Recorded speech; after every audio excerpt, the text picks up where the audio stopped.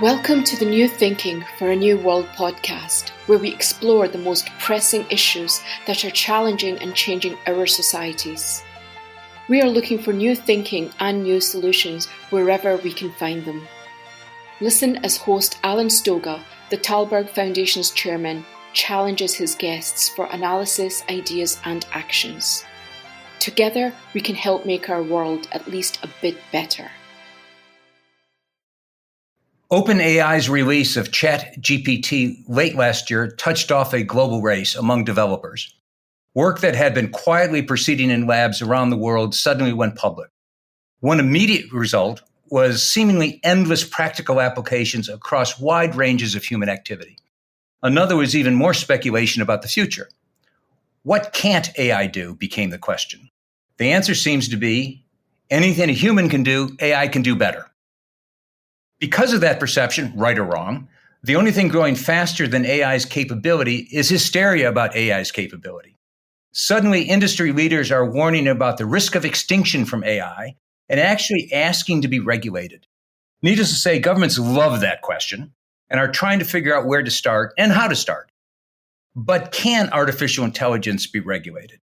Can what happens in thousands of labs worldwide who have access to unlimited computing power and open source code actually be controlled?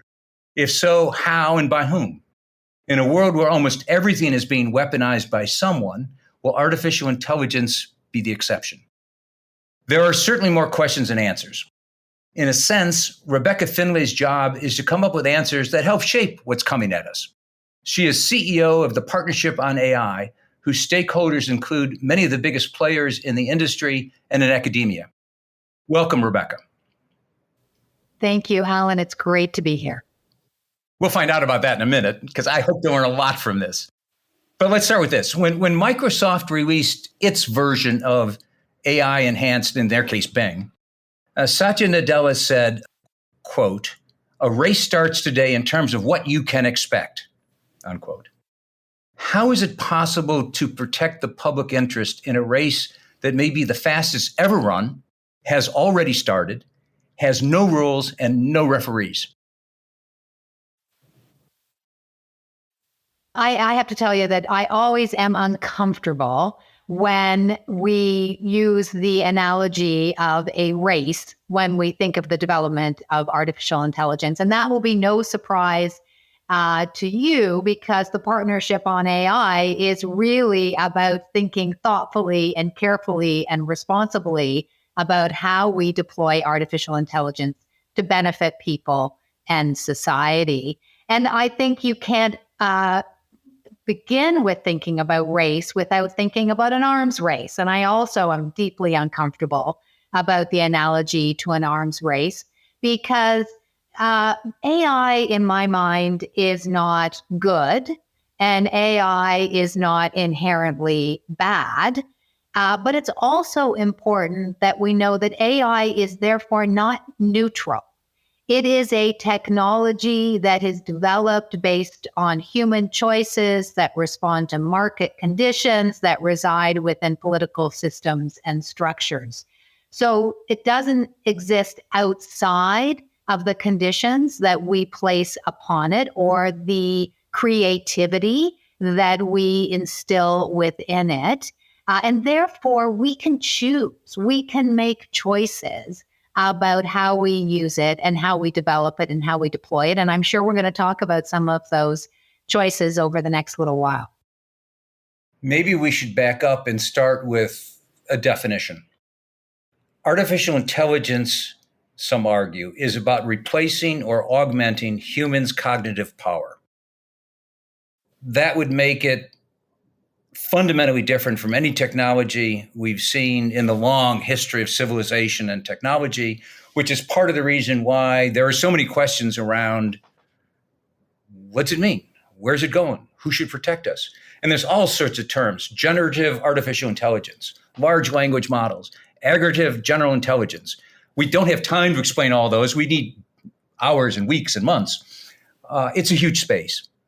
So the shorthand, artificial intelligence, would you accept that very simplistic definition? It is technology that could replace or augment maybe it should be the other way around, augment or replace humans' cognitive power. What I like about that definition is that it defines artificial intelligence in the context of human intelligence and capabilities. So I do like that piece of the definition. When I talk about artificial intelligence, I say that it's a suite of a variety of different technologies and approaches that have evolved over decades of computer science research. And the one that gets the most attention these days is what is called machine learning, which then evolved into deep learning or reinforcement learning. And what's unique about those systems is that they are not rules-based in the traditional sort of rules-based artificial intelligence approach. They're trained on data. So these are systems that are algorithms and statistical methodologies which are trained on top of data that allows them to be very capable of making predictions depending on what they are optimized to do. So when we think about artificial intelligence, we need to think about it not as a generally capable intelligence, but as a system that has been developed and deployed to optimize in a certain way. And when we think about generative AI, this new form of what we're seeing with the development of these enhanced large language models that are trained on these vast, vast amounts of data, is that they are very, very good at replicating discourse approaches and narrative methodologies, or in fact, creativity and design. And so that's why in ChatGPT, for example, you have lots of examples of people saying, give me a poem that is written in the style of Walt Whitman that does the following things. You know, that's where it has been trained to be super capable and super able to optimize with regard to its performance. So when I think about artificial intelligence, I really try to sort of get under the language of intelligence and get into this notion of what is it that these systems are actually how are they created and what are they created to do. And I think it's also important to note that they're systems that are interacting with humans, exactly as you said off of the beginning. And therefore, we as humans imbue these systems and trust these systems in all sorts of interesting ways.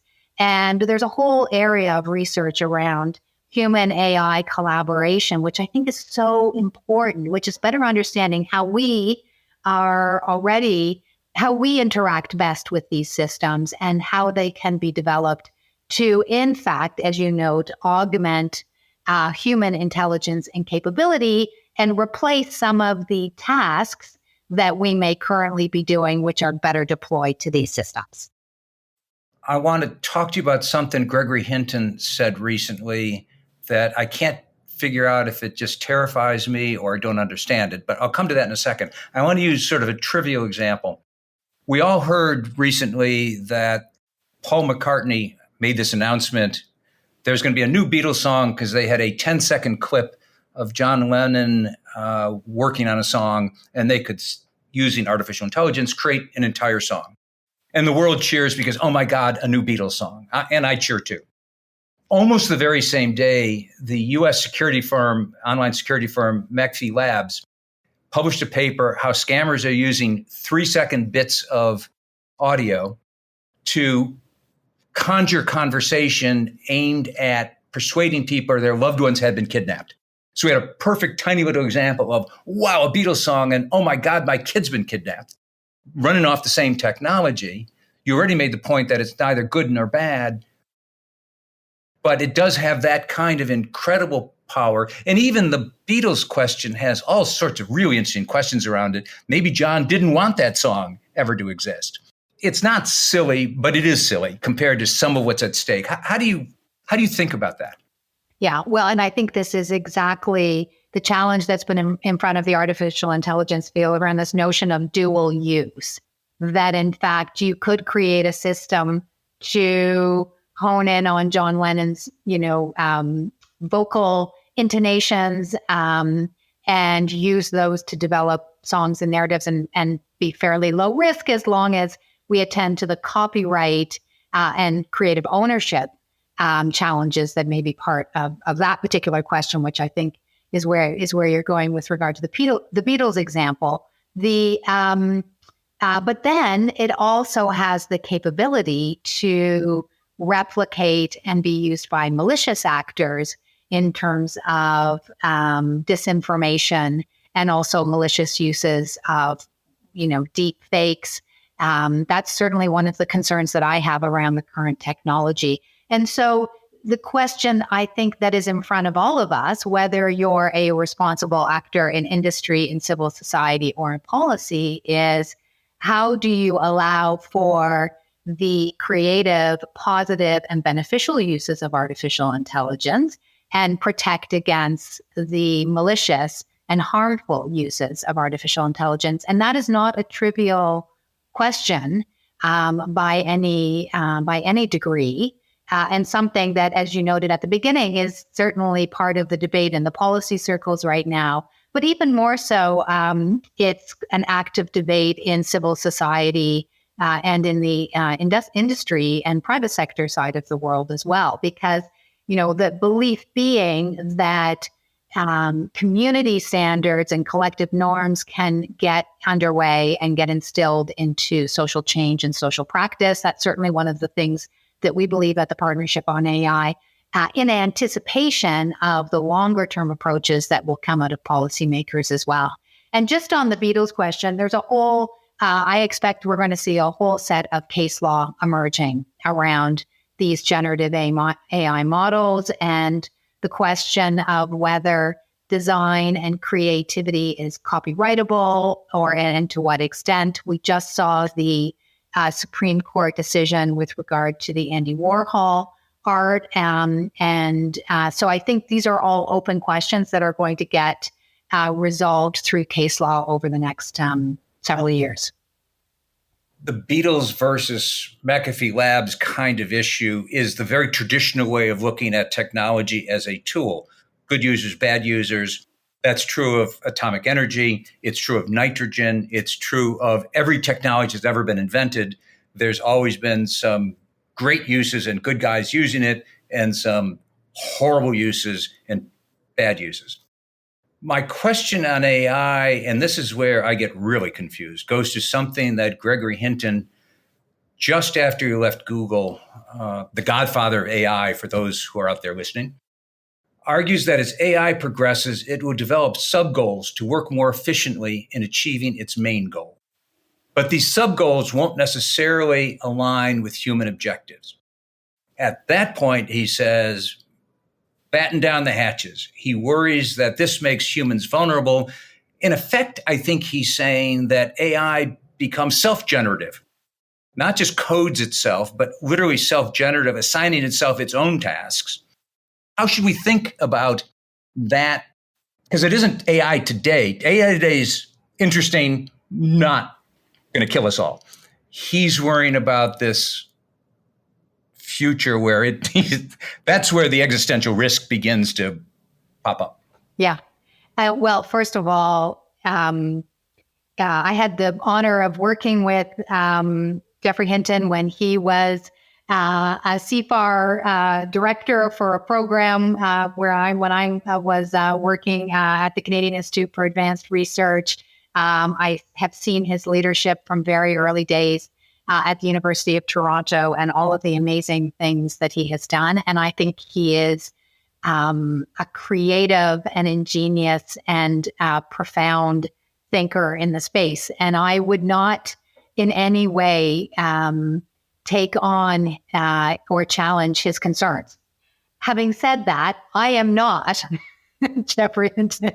And so I find it very hard to operate in the space of hypothetical future challenges.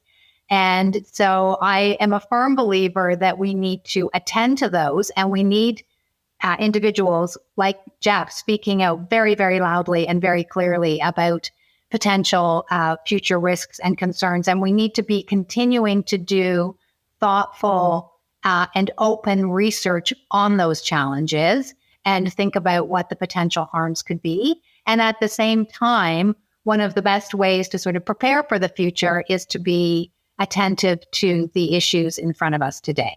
So if we are laying the foundations for responsible practices across the application of AI into healthcare, for example, or into challenges of energy production and environmental management, I think those are all ways in which today we can be thinking about, okay, let's make sure that we're doing this as responsibly and as safely as possible. And let's make sure that we at the same time are attending to the future risk as well. I'll tell you a little bit about one of the initiatives that we've been working on over the last 6 months, which is really pulling together a community across industry, the large AI labs, as well as with the academia and civil society to try to think, what are those safety protocols that are fit for purpose today with regard to these large-scale AI models, and also can evolve over time for future risk? And we bring a diversity of perspectives around that work. I happen to believe that the most important breakthroughs happen when you sit on the edges of and between disciplines and sectors. We bring together a group to focus on that with the goal of sort of trying to bridge the gap in some way between current issues, current concerns, and positioning for future long-term risks. And you have to think about not only what are the protocols of does it mean to deploy these systems safely, but then what are the governance systems and governance structures that need to be put around those protocols in order to manage them over time. That's exactly where I want to go, but let's keep Hinton's concern about some future where Hal actually just says, can't do that, Hal, I can't do that, as something you want to build a regulatory system to prevent ever from happening. So presumably that is, we know nobody wants that. So what you're doing now should somehow build not just protocols, but cultures, to use a word, that would never let that happen. So that's my first assumption. My second assumption, though, and this is, I got to get one other great from the industry out of the way here, and I'm putting you in an awkward position, so I apologize. So Eric Schmidt recently said that there's no one in the American government capable of AI oversight. It's too technical, it's too complicated, it's evolving too fast. Self-regulation is what the industry ought to do. I don't want to put you too much on the spot, but there's two questions. Is government, and in this case, at the moment, we're talking about North America and maybe Europe. So let's stay in the West space for a second, because I want to make this global in a couple minutes. Is government in general smart enough to regulate this stuff? And secondly, medical doctors swear a Hippocratic oath. Could something like that for AI engineers really make, it could be done, but would it really make a difference in terms of not developing, I go back to Hinton, not doing things that would in fact do harm, as God knows what he described would do harm? I love that you're going there and that you brought up the word culture and thinking about what is required in long-term research around artificial intelligence and this notion of a Hippocratic oath, because one of the areas that I personally believe is profoundly important is thinking about how right at that early stage of research, if we think about this as a value chain of research through to design, development, and deployment, and then monitoring and use moving forward, how do we, I personally believe that if we do not instill a culture of self-regulation and anticipatory risk assessment at the research stage of artificial intelligence, we're not going to be able to get it in all the other stages. And there was a very good report that was released last year by the National Academies of Sciences in the US called Responsible Computing Research. And I thought it laid out very clearly a call to action for the computer science and computer research community to attend to, at the very early stage of that ethical questioning an ethical review of the research. What are the potential social impacts and social harms related to that work? We released a report on this for the responsible publication norms about 18 months ago, and I was really happy to see it get picked up in Nature Machine Intelligence. And I just feel this is an area of work that we all need to be attending to. So I don't often get an opportunity to talk about it. So I'm really happy that you brought it up, because I think it's crucially important. The second part of your question, which relates to the capacity for policymakers to regulate in this space, I feel very strongly that you have an ecosystem of regulatory responses, all the way from self-regulation and responsible research and self-regulation, all the way through to regulatory responses in government as well. And that, you often see a lag in terms of good, smart, innovative public policy being put into place while government and policymakers get up to speed with regard to technological change. But I do believe it happens, and I think it can be done very, very well. And one of the areas, that's just sort of, to me, the foundation with regard to regulatory response is good, strong privacy legislation being put into place, because that's sort of the foundation upon which so much of the protections and that are required with regard to artificial intelligence moving forward, and then protections for society and individuals as well. And I also feel that when you get into that self-regulation versus regulation debate, you end up focusing on the two extremes of hard law and no law. And to me, when we think about regulation, there's a whole spectrum of ways in which public policymakers can be intervening and interacting together with responses that are non-governmental in nature in order to create a healthy ecosystem. And so we really need to widen the aperture as we think about that. If you feel that the world lacks global leaders, please help support the Talberg Foundation programs. Individual donations are being accepted at talbergfoundation.org /donate. That's TALLBERG foundation.org /donate. I want to get to the global point in a second, but first, I'm glad you mentioned social media, because clearly the way social media has been regulated, I use huge quotes on that word, in the United States, is widely viewed as a failure. I can't sit in a policy meeting on almost any subject and not hear the root cause of the problem is social media. Now, that's an exaggeration, but nonetheless, I know no one who's defending, other than people who make money off it, how social media in the US in particular, Europe has tried to do something quite different more recently, but I'm not sure the impact is as profound as they like to tell us it is. I would argue social media regulation is the case in point that scares the hell out of me when it comes to thinking exactly about regulating in this space. The authorities were more or less, and continue to be more or less, absent for all sorts of reasons, including, and I go back to Schmidt, maybe they don't get it, or they didn't get it for so long that by then, cow out of the barn or horse or whatever the hell animal left the barn had left the barn. If you accept that they were mistakes, what are the mistakes of how the U.S. didn't regulate social media that maybe can change how we begin thinking about this space? Well, I think there's two pieces of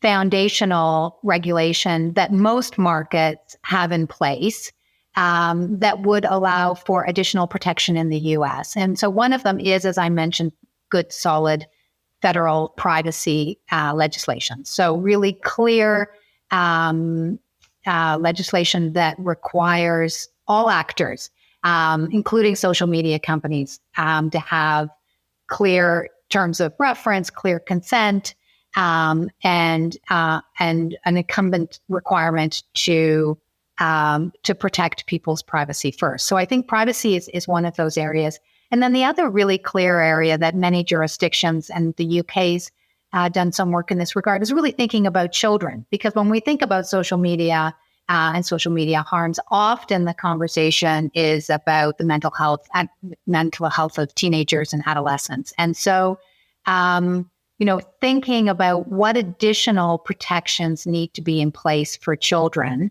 and all the ways in which that could be done, both in terms of regulation, but also in terms of other forms of self-regulation and disclosure. So from the social media perspective, those two core pieces, which we've seen enacted in many jurisdictions globally, are two elements that could really assist in terms of providing a foundation for protections with regard to social media more broadly. Having said that, I think that there is accountability for the platforms themselves with regard to how they develop and deploy social media. And some of the work that we've been doing has been focusing specifically on generative media. So that's audio, visual, video, and others. And how do you disclose the use of that? How do you manage the malicious use of that, particularly in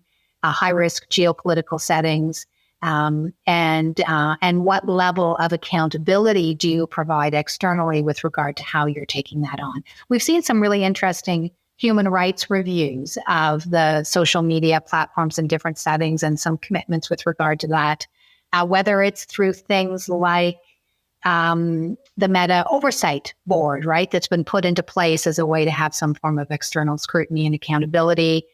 We have other companies who have put in place external advisory review committees. We have the Ether board at Microsoft and elsewhere. So I do think some of these pieces are critically important in terms of managing both on the social media side of things, but also in terms of AI more generally moving forward. Although to the point we have, and it's not our conversation for today, the Twitter counterexample. Somebody buys it, he decides I'm not going to do it that way, I don't want that board, and boom, it's gone. So that's the problem with self-regulation, is when the self changes, so too does the regulation. But I want to talk just a bit, and you've touched on already, how AI might be regulated. On the one hand, humans make the decisions up to a point about the construction and operation of AI models. So presumably the humans, can be regulated or licensed or restricted or something. Although how you do that globally is a different issue. I still want to get to global, so I keep on saying that. But then you have the problem that I go back to Hinton, and even short of that, we know AI codes itself. So at what point does the human that started the coding lose responsibility for what his children code themselves, his AI children? So unanswerable questions. It's a muddle of a question because I'm muddled. I don't know how to think about the how problem. How should I think about how? I think you're asking the right questions, and I think these are the questions that are in front of the many individuals and citizens, but also in front of the global community. So there's been a couple of different approaches to thinking about regulation. And one of them that has gained much momentum, and even more with the vote last week in the European Parliament to advance the EU AI Act to the next level of trilogue deliberations with regard to the EU AI Act, is to think about it as a framework of risk. So in the EU AI Act, you have varying degrees of risk, and depending upon the level of risk of the system that is being deployed, it has a different level of accountability and oversight. And I think there's something quite compelling about that. It might not meet all use cases, and it may not meet all certain sectors in which AI is deployed. But I think it is a useful way of thinking about how do you define risk, and how do you define how a system is working in terms of an application related to that risk. And so there are types that are banned completely, and then there are some that are incredibly low risk because there's very little human data or potential for discrimination or bias. If I may interrupt, but that's precisely my question. How do you ban the creativity of some engineer somewhere doing coding in his basement, to take the extreme case? How do you enforce that kind of ban? There has to be enforcement mechanisms with regard to that, to whatever ban is put into place. And so you clearly have to have will have enforcement mechanisms with regard to malicious actors who might be putting the technology out.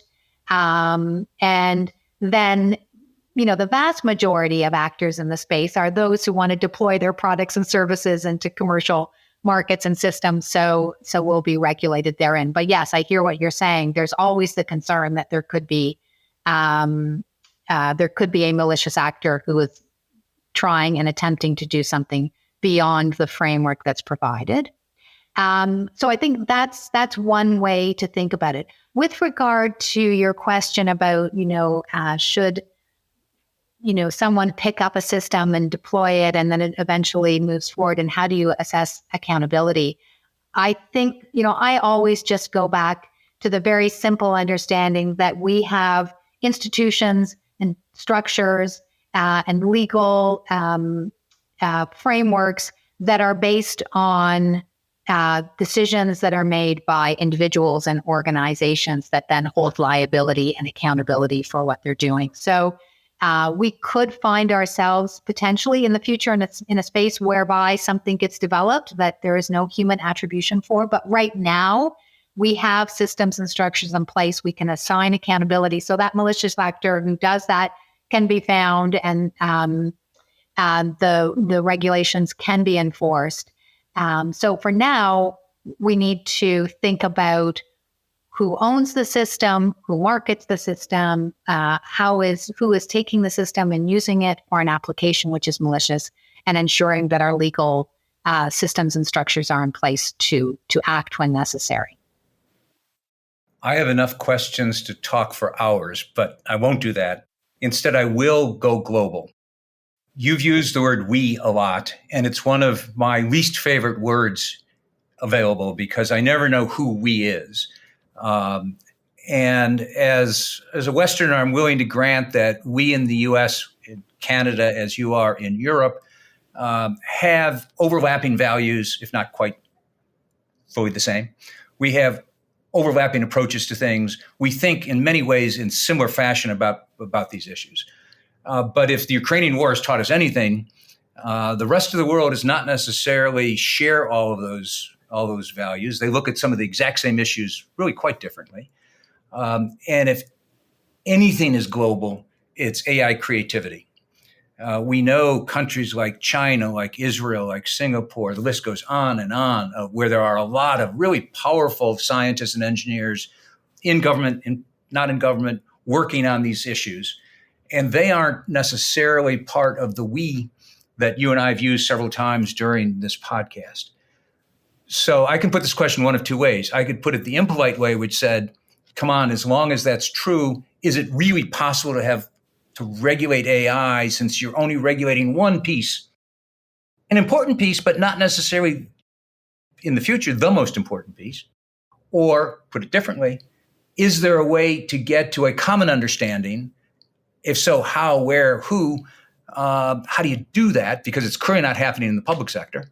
How do you get that common understanding about the future of AI and how we, defined globally in this case, ought to manage that challenge? Yeah, that I think is it's a yes/no question. It really is, I think, one of the most profound questions. Certainly for me, I lead an organization that has over 100 partners in 16 countries, but the vast majority of those partners are based in the West. And so I often use the word "we" because I work in community and in partnership with this really extraordinary group of individuals and organizations that come together to do this work. But I appreciate my own bias when I use that word in thinking more globally.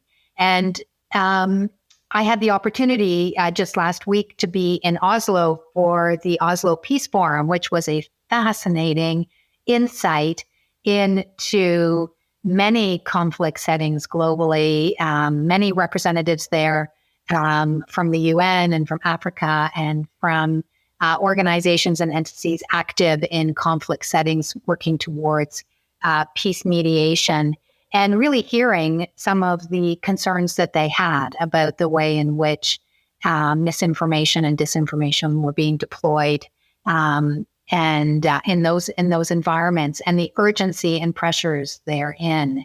And I just couldn't say more clearly that we have to be thinking constantly about how we cross those divides, how we hear and center those perspectives in the work that we're doing, and how we set agendas and priorities based on a much more global understanding of the imperatives with regard to responsibility. And, there's really interesting areas of work that are happening around trade and interoperability of standards and development. And this is crossing all borders, whether it's the work happening through the UN or through UNESCO or the G20, a little bit also announced this year through the G7. I'm a firm believer, all of those, we need to be deploying all of those measures to continue to be exploring where we can take action. And when I say we, I mean we much more globally, where there is consensus, and how we put some of those rules of the road, right? Those guardrails into place that will allow for these systems to be deployed. And and at the same time, realize, yes, there are very, very different perspectives and very, very different constraints on the way in which this technology is being deployed globally. So some of the work that we do is just to really find where are those organizations that want to come together and intentionally construct and work with this, and that is my most important mission right now, is thinking about how the partnership on AI can truly stimulate and catalyze and mobilize some of those conversations, which are so crucial. Let's leave it there, and I'll make an offer. The Telberg Foundation would be delighted to work with you on those conversations, because I can't imagine anything more critical, including climate, by the way, to my grandkids. These are issues we need to come to grips with. So, Rebecca Finlay, CEO of the Partnership on AI, thank you very much for this conversation. You've now become the official advisor to the Telberg Foundation on Artificial Intelligence. Let me be the first to congratulate you. I am honored. Thank you so much. Thoroughly enjoyed the conversation, Alan. Thank you. Buenissimo. Thank you for joining us. Please rate our show on Apple Podcast and subscribe. Meanwhile, you can find us on Facebook, Twitter, and Instagram, or you can subscribe to our newsletter at talbergfoundation.org to learn more about our work. That's TALLBERG foundation.org. Thank you, and we'll be back again next week for another episode of Talberg's New Thinking for a New World. This podcast was brought to you through the generous support of SNF, the Stavros Niarchos Foundation.